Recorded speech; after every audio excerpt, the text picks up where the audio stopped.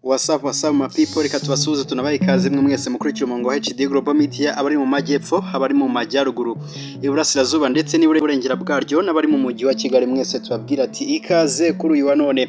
Turi rero iyi tariki ya 15 z'ukwezi kwa mbere umwaka wa 2026, tukaba tubazaniye amakuru agezweho haba mu Rwanda ndetse no hirya yarwo. Ngiro mugiye kubana nitwa Dani Hambo na umurongo wa HD Global Media, niyo mpamvu nkubwira ngo nimba bageze bwa mbere ntukibagirwe gukanda kuri subscribe kugira ngo tuzajye ushyigikira uyu murongo, kandi nanone utazajya ucikanwa n'amakuru menshi abatambukanga yose, amakuru abari breaking. So reka rero tuje kubabwira byinshi bitandukanye, nkaho turi babwire ko mu gihugu cy'u Burundi umunyamakuru yakatiwe igifungo cy'imyaka 4 azira ubutumwa bwa WhatsApp. Naho kandi turaza kubabwira ko mu Bubiligi umukecuru w'imyaka 92 amaze umwaka adatwara imodoka yose yandikiwe controversial.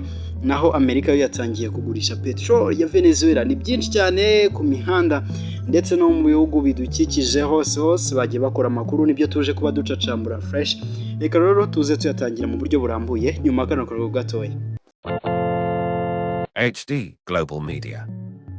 Reka dutangira tubabwira ko mu gihugu cy'abaturanyi umunyamakuru ubwo ni igihugu cy'u Burundi, umunyamakuru yakatiwe gufungwa igifungo cy'imyaka 4 azira ubutumwa bwa WhatsApp. Hano mu Burundi bimeze bite rero? N'urukiko rwisumbuye rwa Ngozi rwo mu Burundi rwakatiye umunyamakuru Sandra Umuhoza igifungo cy'imyaka 4 nyuma yo kumuhamya icyaha cyo kubangamira ubusugire bw'igihugu no kubiba amacakubiri.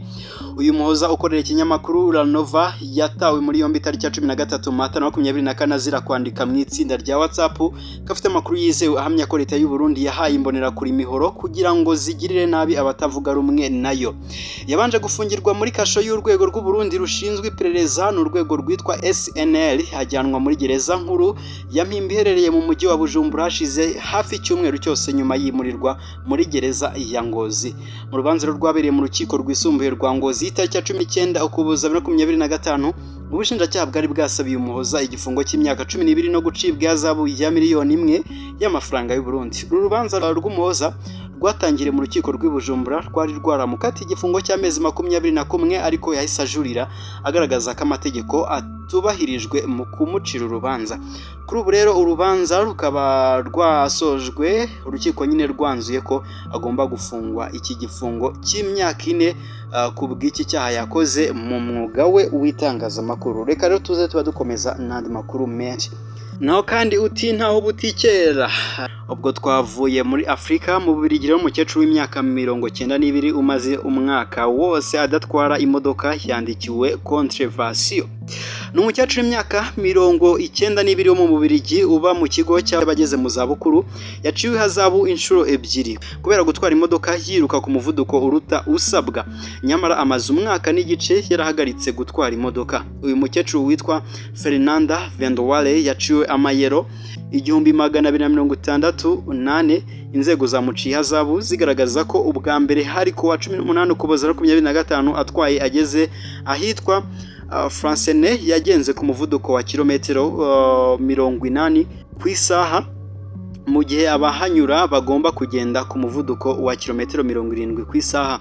Ubwa kabiri bivugwa ko hari ku wa 29 Ukuboza 2025 i Bruxelles nabwo yarengeje umuvuduko wagenwe.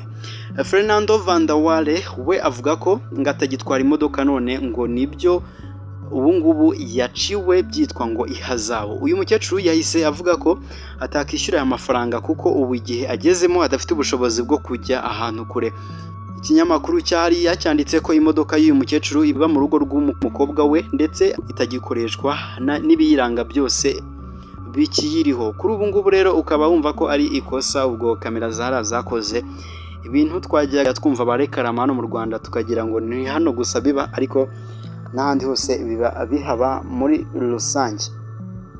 Nuko tujya tugana no ku musozo tubabwire ko Amerika yatangiye kugurisha petroli ya Venezuela. Ni leta zunze ubumwe za Amerika batangiye kugurisha peteroli ya Venezuela, aho mu cyiciro cya mbere yashyizwe ku isoko yakuyemo miliyoni 500 z'idolari.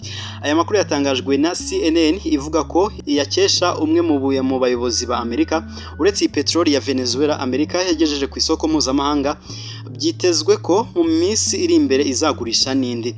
Kuba Donald Trump yatangiye kugurisha peteroli ya Venezuela ntabwo ari ibintu byatunguranye, kuko ubw'ingabo z'igihugu cye zari zimaze gukura ku butegetsi Nicolas Maduro yavuze ko iki gihugu kizacungurwa na Amerika kandi kigacungwa na Amerika n'ubundi. Peteroli yacyo igakoreshwa mu nyungu z'abaturage, mu gihe indi izagurishwa kugira ngo abanyamerika bishyure.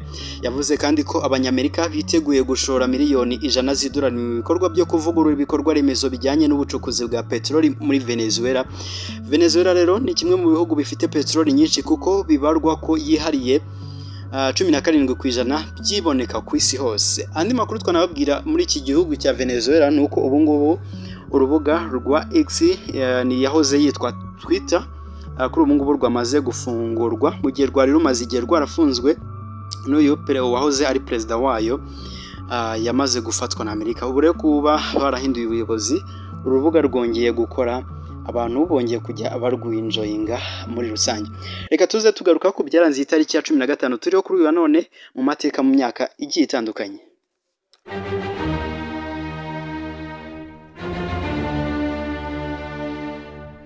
Uyu munsi turi kwa 15 Mutarama 2026.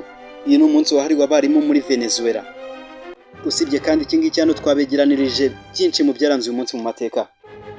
Dore mu mwaka w'1892 aho James Naismith yashyize ahagaragara amategeko agenga umukino wa basketball.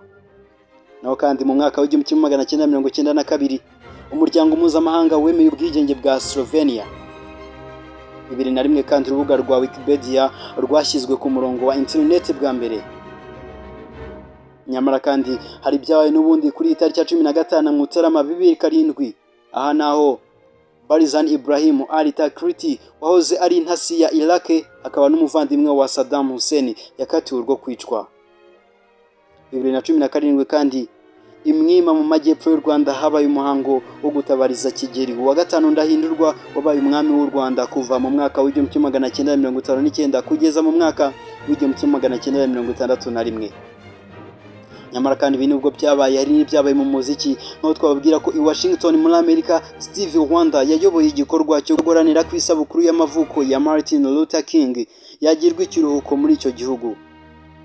Ibi byagezweho mu mwaka w'1981 itariki nk'iyi ukwezi nk'uku. Mu byamamare twababwira byavutse kuri wa none, reka tubabwire ko uyu n'ubundi Martin Luther King Jr. waharaniye uburenganzira bw'abirabura muri Leta Zunze Ubumwe za Amerika ariho yaje kuvuka. Avuka tariki ya 15 Mutarama mu mwaka w'1929. Havutse kandi umunyarwanda Hervé Berville, ari mu bagize inteko nshinga amategeko y'u Bufaransa.